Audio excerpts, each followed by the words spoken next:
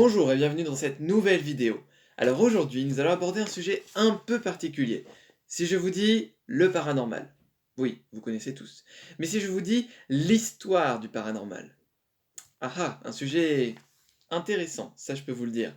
Est-ce que vous connaissez la véritable histoire du paranormal? Non. Enfin, peut-être un peu, j'ai pas non plus... voilà, mais je pense que vous avez beaucoup de choses à apprendre encore. Et aujourd'hui, c'est l'objectif de cette vidéo. Nous allons tout d'abord commencer avec le début de cette histoire du paranormal et remonter pour cela très longtemps en arrière, il y a plus de 2000 ans, on pourrait le dire, effectivement, ici un peu plus de 1000 ans, enfin plus de 2000 ans, excusez-moi, on remonte effectivement à l'époque de l'Antiquité, cette grande période, et notamment en Égypte antique, en Mésopotamie, tous ces espaces où le paranormal était déjà visible. Est-ce que vous êtes prêts? Oui? Non? Peut-être? Oh! La lumière s'allume.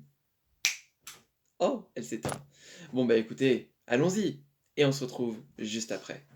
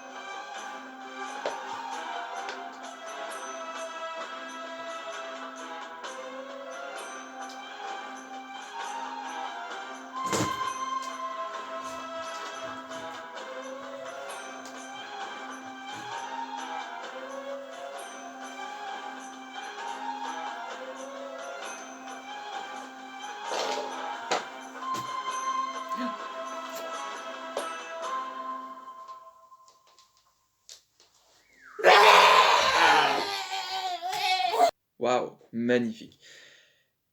J'espère que cette petite présentation vous a un peu aidé. Non, je pense pas, effectivement.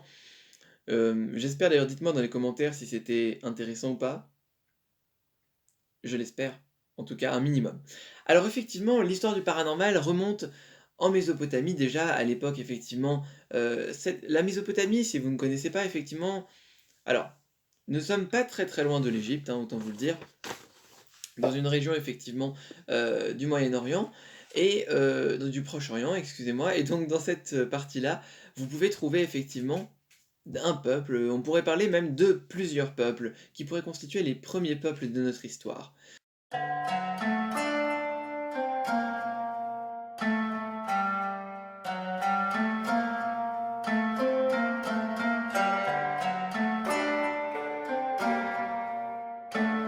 La Mésopotamie était très friande de ce qu'on appelle l'exorcisme. Alors oui, non pas comme aujourd'hui. L'exorcisme un petit peu particulier. Vous avez d'ailleurs une belle plaque de cette époque-là qui nous montre un exemple d'un exorcisme contre la Lamashtu, une déesse de Mésopotamie, où l'on peut voir effectivement plusieurs prêtres, je ne sais plus combien ils sont, autour effectivement d'une personne allongée, qui peut sûrement être une personne malade, et qui pratique un exorcisme, une manière de libérer cette personne de la Lamashtu, c'est-à-dire du mal qui s'est emparé d'elle. Attention, on considérait à cette époque-là qu'une personne qui était malade est une personne qui n'avait pas respecté la religion, qui avait été à l'encontre, qui n'avait pas suivi les principes à la lettre, et donc par conséquent, on considérait que c'était de sa faute si elle était malade. L'Égypte antique, ah bah l'Égypte antique, bien sûr, nous retrouvons toute une multitude de divinités, et pour vous dire, on en trouve des tonnes et des tonnes. J'en ai déjà moi une centaine dans ma vitrine et pourtant j'en ai même pas la moitié, pour vous dire qu'il en existe tellement beaucoup. On a effectivement un dieu de la terre, un dieu du ciel, un dieu de l'océan, un dieu comme dans les religions autres, comme ce soit chez les Grecs, les Romains, on retrouve ces principes-là. Et avec l'Égypte, ce qui est intéressant, c'est qu'on retrouve des rituels un peu des fois, j'ai envie de dire mystiques, un peu particuliers, un peu sombres. On va même jusqu'à dire qu'effectivement, une personne qui va aller par exemple, on a un temple, le temple du dieu, et dans ce temple, on a ce qu'on appelle donc, une pièce sacrée, d'accord? Et dans cette pièce sacrée, on retrouve la statue du dieu, et seuls les prêtres peuvent y aller. Une personne qui, par exemple, aurait l'idée d'aller, s'introduire dans cette pièce, risque forcément de faire face à la malédiction de la divinité. C'est ce que j'ai voulu vous faire comprendre avec la petite scénette que je viens de tourner il y a que vous venez de voir il y a quelques minutes. Donc vraiment, pour vous montrer la puissance de la religion à cette époque-là. Et on voit bien que la religion, c'est un peu le fondement de l'organisation de la vie humaine, depuis le début. J'ai pas envie de faire une vidéo sur les religions aujourd'hui, c'est pas l'idée. Mais on voit bien que religion paranormale, il y a des choses qui sont très liées, très proches, et effectivement, on voit ici tous les liens qui se forment. Bon, j'ai pas envie d'aller trop loin là-dedans, il y aurait plein de choses à dire encore sur cette période-là. Moi, j'ai envie d'aller plus loin, d'avancer un peu, qu'on avance dans le temps, d'accord, de quelques millénaires, c'est le cas de le dire, pour arriver à une période qui se situe entre environ 476 et 1492, qui correspond effectivement au Moyen Âge.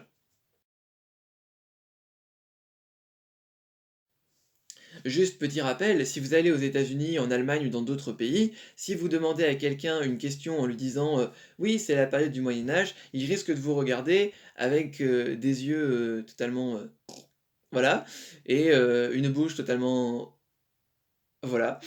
Tout simplement parce que, bah, ils vous comprendront pas. Parce que le Moyen Âge, l'Antiquité, l'époque moderne, l'époque contemporaine, c'est propre à la France, c'est les historiens qui ont mis ça en place pour se repérer. Voilà. Petite parenthèse fermée. Le Moyen Âge et les temps modernes. Donc on est entre 476 qu'on pourrait comparer effectivement à la chute de l'Empire romain d'Occident, bon je vous embête pas avec ça, et 1789 qui correspondrait en effet à la Révolution française. Vous pouvez aller au-delà, 1798-99 avec la fin de la Révolution, comme vous voulez. En tout cas, je préfère 89, voilà, parce que c'est pas parce que la Révolution se finit que la monarchie est finie. Petit rappel, après la monarchie, vous avez une monarchie. Mais bon, c'est comme ça. Pas besoin d'aller dans les détails dans cette vidéo. Alors effectivement, durant le Moyen Âge, on a ce qu'on appelle le développement de pratiques qu'on trouvait déjà avant, mais qui vont s'intensifier. Si je vous parle de sorciers, de sorcières, ça vous dit quelque chose? Non? Peut-être? Un peu? Bon allez, allez, on va s'amuser un peu? On va faire un petit truc sympa. Attention, est-ce que vous êtes prêts? Accrochez-vous, c'est parti!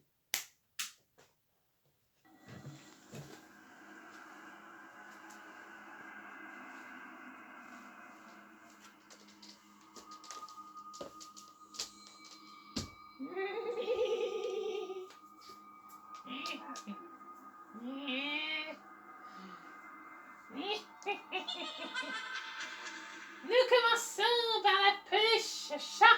Vite, vite, vite, vite, vite dans la marmite.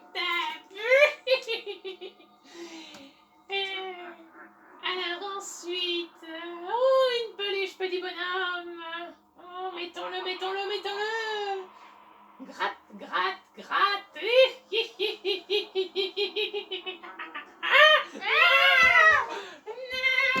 Dans la marmite.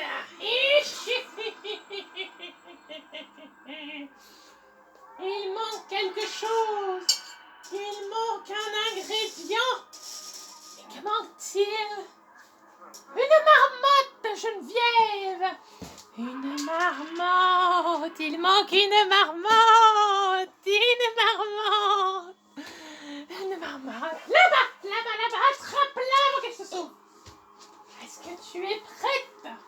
Est-ce que tu es prête à la jeter dans la potion magique? Ça va devenir tout rouge. Vas-y.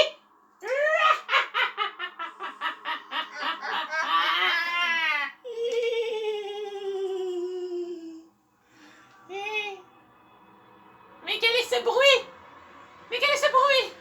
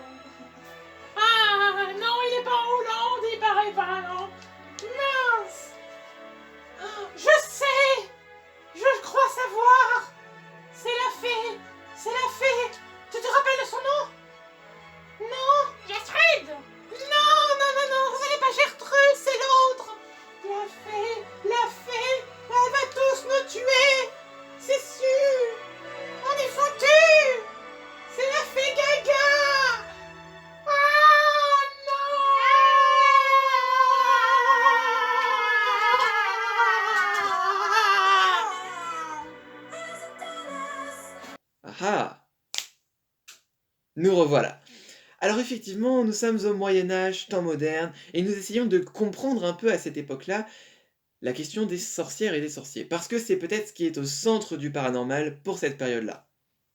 Alors soyons clairs, au Moyen Âge on a des sorcières, oui, mais qu'est-ce qu'une sorcière? C'est quoi? C'est une personne qui a des pouvoirs magiques, comme dans les films, qui peut vous tuer rien qu'en vous regardant et en vous foudroyant du regard?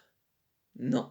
Bon, après on pourrait assimiler ça à un coup de foudre, mais c'est un peu particulier du coup.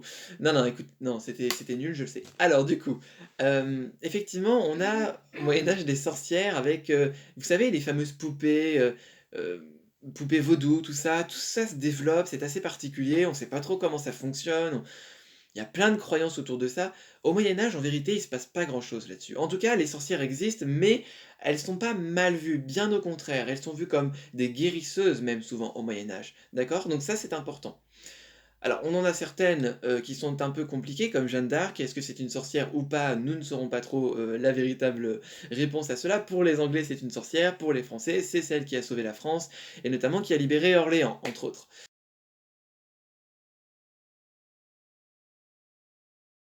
Pour les temps modernes, là, tout a changé. Les sorcières sont devenues celles qu'il fallait absolument tuer. Pourquoi? Parce qu'elles avaient des croyances qui étaient totalement à l'opposé de la religion chrétienne.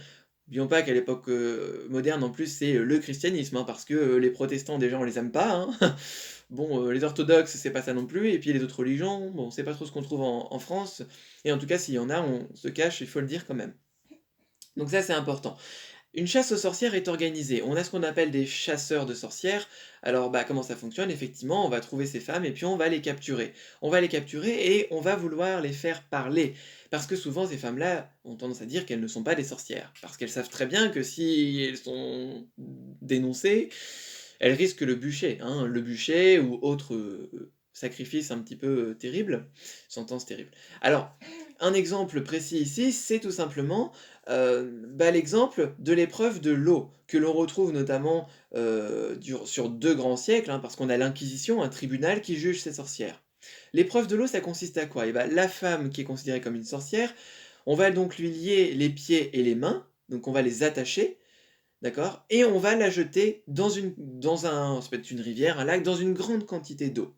Si jamais cette sorcière coule, alors imaginez qu'elle a les pieds et les mains liés, donc dans tous les cas, elle peut pas faire grand-chose, donc dans tous les cas, elle risque de couler. Si elle coule, on dira qu'elle était innocente.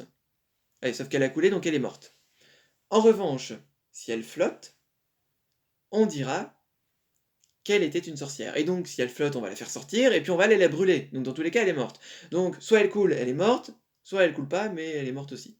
Vous comprenez l'histoire. Attention, je dis sorcière, mais ça veut pas dire qu'il y avait pas des sorciers. Il y avait beaucoup plus de femmes, hein, à cette époque-là qui étaient quand même effectivement jugées, mais aussi des hommes. Et beaucoup plus des femmes qui étaient âgées. Parce que les jeunes filles étaient considérées comme, alors je ne vous fais pas les détails, pures, tout ça, etc. Et du coup, n'étaient pas encore dans ces pratiques sombres, etc. Ok, je vais pas aller plus loin là-dessus, mais c'est pour vous montrer qu'en fait, on a déjà des choses qui se forment à propos du paranormal, parce que ces femmes, en tant que guérisseuses, elles pouvaient essayer de communiquer, elles pouvaient vous dire, on va communiquer avec votre mère, avec votre sœur, avec n'importe qui est décédé. Elles prenaient une poupée, elles prenaient, alors pas forcément des aiguilles à cette époque-là, mais par exemple une dague ou je ne sais quoi, et elles allaient effectivement donner des coups à certains endroits de cette poupée, et ça allait faire mal à quelqu'un. On est dans du paranormal, parce que le paranormal, c'est pas juste les fantômes, c'est quelque chose qu'on ne peut expliquer. C'est ça qui est important ici. Je le précise encore une fois, je ne suis pas hors sujet, bien au-delà, je suis vraiment dans cette idée du paranormal, ce qui n'est pas bon, normal. Alors ici, vous voyez, on a toute une partie un peu particulière de cette vision du paranormal. On n'est pas sur les tables tournantes, on appelle les esprits, les revenants, on n'est pas sur les médiums comme aujourd'hui, parce que tout ça, vous allez voir que c'est toute une évolution et qu'on va y arriver au fur et à mesure voilà, de cette vidéo. C'est l'objectif effectivement. Donc on arrive à la Révolution. La Révolution, tout est bousculé. Tout est bousculé, tout est sans dessus dessous, on fait n'importe quoi. La Révolution, c'est le moment de la guerre, c'est le moment où on fait tomber la monarchie, mais au final pas complètement, et c'est le moment où tous ces principes, ces croyances vont au final plonger parce qu'on a l'arrivée de ce qu'on appelle entre guillemets les républicains, entre guillemets parce que c'est pas eux qui vont reprendre le pouvoir, mais ils se révoltent, et de là tout change. Les sorcières, c'est fini, on a des drôles de bruits. Étonnant. On aurait dit une otarie en train de bâiller. Voilà, moi je dis ça, je dis rien. Alors du coup, effectivement, on a tout ça qui se passe, et c'est assez étonnant. La révolution, c'est quoi? C'est on va aller massacrer les tombeaux des rois et des reines. Alors vous, ça peut vous paraître très banal, mais c'est un symbole de révolte, c'est un symbole contre nature qui va à l'encontre de la religion elle-même. Ok. Et donc du coup, c'est de là que beaucoup de choses vont se passer. Mais moi, je vais vous dire un truc. Ça, c'est que la première partie de la vidéo. D'accord? Et j'ai pas envie de vous faire une vidéo complète aujourd'hui, ce serait trop facile, et puis ce serait trop long, il faut qu'on s'amuse un peu. C'est pour ça que j'ai préféré, excusez-moi, vous faire en tout 2 vidéos pour cette explication de l'histoire du paranormal. Donc c'est pour ça qu'aujourd'hui, je vais m'arrêter là, sur la Révolution. Ok. What the fuck? Je comprends pas. C'est trop bizarre et... Non.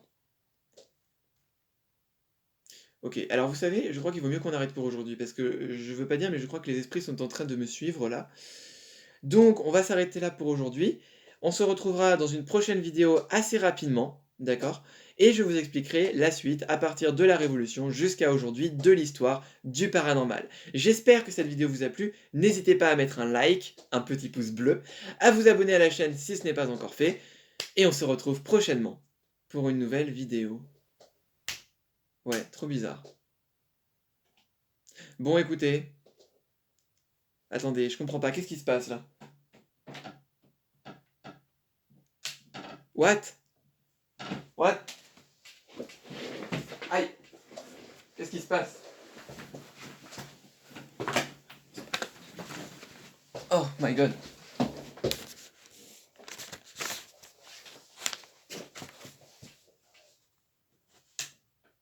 Mais